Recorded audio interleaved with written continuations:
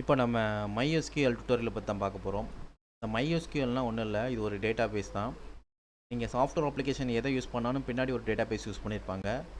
So நம்ம இன்றைக்கி MySQL பற்றி தான் பர்டிகுலராக பார்க்க போகிறோம். மேக்ஸிமம் இந்த டேட்டா பேஸ் எதுக்குன்னா, எந்த அப்ளிகேஷனாக இருந்தாலும் இன்ஃபர்மேஷனை சேவ் பண்ணுறதுக்கு, அதை ரிட்ரீவ் பண்ணுறதுக்கு எல்லாமே கண்டிப்பாக இந்த டேட்டா பேஸ் கண்டிப்பாக தேவைப்படும். சரிங்களா? நம்ம இன்ஃபர்மேஷன் எல்லாமே டேட்டா பேஸ் சைடு ஸ்டோர் பண்ணி வச்சுருக்கோம். அதுக்கு தான் வேறு ஒன்று. டேட்டா பேஸ்னால் என்னென்னா, collection of information stored in database, அவ்வளோதான். அதை வந்து நம்ம டேட்டா ரிட்ரீவ் பண்ணுவோம், அப்டேட் பண்ணுவோம், டெலீட் பண்ணுவோம். இந்த மாதிரி ஆப்ஷனுக்காக தான் யூஸ் பண்ண போகிறோம்.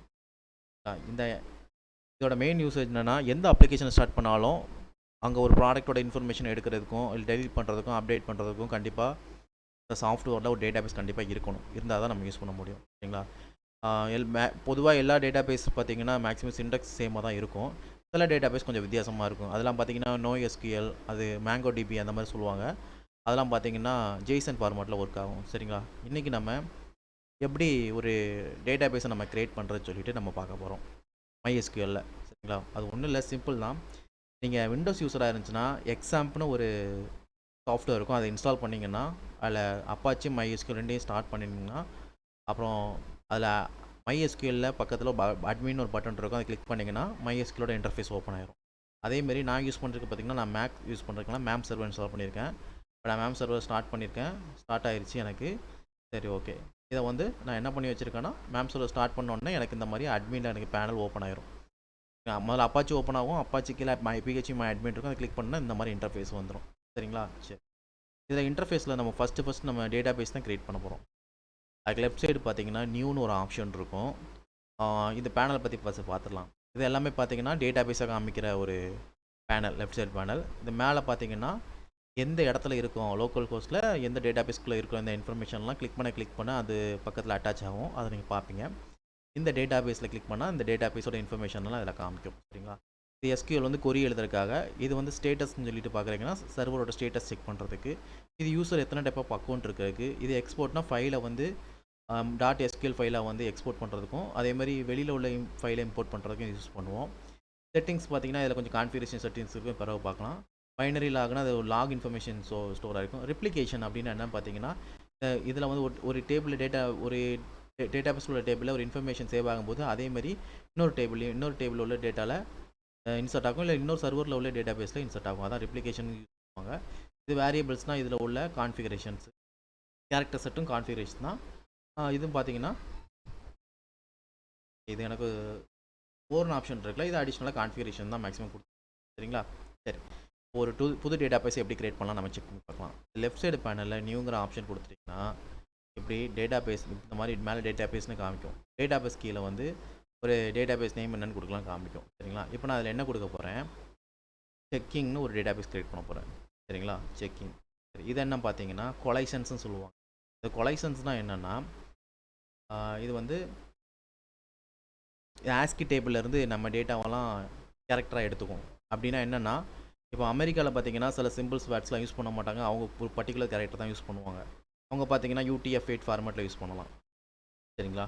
அதேமாரி சவுத் ஆஃப்ரிக்காவில் பார்த்தீங்கன்னா சில பர்டிகுலர் சிம்பிள்ஸ் கேரக்டர்லாம் யூஸ் பண்ணுவாங்க. அமெரிக்காவை அவங்களோட லாங்குவேஜ்லேருந்து இவங்களோட ரொம்ப டிஃபர் ஆகும்.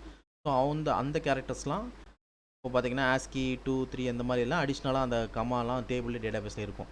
ஒன்றும் இல்லை, அந்த UTF-8னா இந்த இவ்வளோ கேரக்டர்ஸ் தான் இருக்கும், இதுக்குள்ளே தாண்டி போகாது. அதேமாதிரி ASCII டேபிளில் ASCII கேரக்டர்ஸில் இவ்வளோ ரேஞ்சில் உள்ள கேரக்டர்ஸ்லாம் இந்த மக்கள் பயன்படுத்துவாங்க. அப்படின்னு அந்தந்த கண்ட்ரிக்கு ஏற்றாப்புல பயன்படுத்துறது தான் அந்த கொலெக்ஷன்ஸ். சரிங்களா? இதில் அப்போ தான் அந்தந்த கண்ட்ரியோட சில சிம்பிள்ஸ்லாம் சேவ் பண்ண முடியும். ஸோ அதுக்காக தான் இந்த கொலெக்ஷன்ஸ் எல்லாமே யூஸ் பண்ணிகிட்டு இருக்கேன். சரி, இப்போ நம்ம டேட்டா பேஸ் நம்ம கொடுக்குறோம். சரிங்களா? ஒன்றும் இல்லை, டேட்டா பேஸ் கிரியேட் ஆயிடுச்சு. சரிங்களா? EMT டேட்டா பேஸ் இதான் நம்ம டேட்டா பேஸ் இதில் கிரியேட் பண்ணுறோம். ஓகே, இப்போ நம்ம புது டேட்டா பேஸ் நம்ம கிரியேட் பண்ண போகிறோம். நம்ம கொரியாக எழுதி கிரியேட் பண்ண போகிறோம். சரிங்களா? அந்த டேட்டா பேஸ் எப்படி கிரியேட் பண்ணலாம் இப்போ பார்க்கலாம். கிரியேட் டேட்டா பேஸ் நேம் கொடுத்துடலாம். செக்கிங் நான் கொடுத்தாச்சு. நான் என்ன பண்ணுறேன், ஓன்னு கீழே ஒரு ஆப்ஷன் இருக்கும், அது பார்த்தீங்கன்னா என்ன ஆகும்னா கிரியேட் ஆயிடுச்சா. செக்கிங் ஒன்று டேட்டா பேஸ் கிரியேட் ஆயிடுச்சு. ஆனால் இதுக்குள்ளே ஒன்றுமே இருக்காது. சரிங்களா? இதுக்குள்ளே டேபிள்ஸ் நீங்கள் இனிமேல் தான் கிரியேட் பண்ணணும்.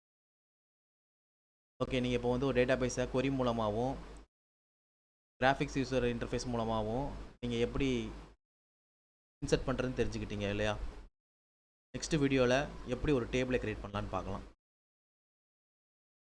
அதுக்கு முன்னாடி இது பார்த்தீங்கன்னா இது வந்து பிஹெச்பி அட்மின். இது வந்து அந்த சாஃப்ட்வேர், அதாவது MySQL வந்து ஒரு சர்வீஸ் தான், நல்லா நான் வச்சுக்கோங்க. அது வந்து கன்சோல் அப்ளிகேஷனில் தான் ஓப்பன் ஆகும். பட் அந்த சர்வீஸை நம்ம இன்டெகிரேட் பண்ணி பிஹெச்பி அட்மின் இது வந்து தனி சர்வீஸ், தனி மாடல்னு சொல்லுவாங்க. இது ஒரு தனி மாடல். இந்த மாடல் என்ன, MySQL சர்வரை கனெக்ட் பண்ணி கிராஃபிக்ஸ் யூஸராக இன்டர்ஃபேஸாக கொடுக்குறதுக்கு தான் அந்த மாடல் யூஸ் பண்ணுவாங்க. அதனால் MySQLையும் பிஹெச்பி அட்மினையும் கன்ஃபியூஸ் பண்ணிக்காங்க.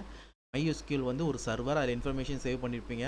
அதெல்லாம் பார்த்தீங்கன்னா டேரெக்டாக கன்சோல் அப்ளிகேஷன், அதாவது பிளாக் ஸ்க்ரீனில் வந்து நீங்கள் டேரெக்டாக ஆக்சஸ் பண்ணி டேட்டாபேஸ் உள்ளே போய் இன்ஃபர்மேஷனை ஸ்டோர் பண்ணுறது, ரிட்ரீவ் பண்ணுறது அந்த கமாண்ட் லைன் மூலமாக பண்ணலாம்.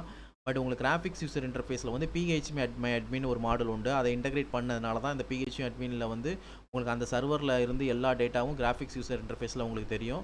ஸோ இது மூலமாக நீங்கள் எப்படியும் யூஸ் பண்ணிக்கலாம், சரிங்களா? அப்படி இல்லைனா கமாண்ட் லைன் மூலமாக யூஸ் பண்ணிக்கலாம்.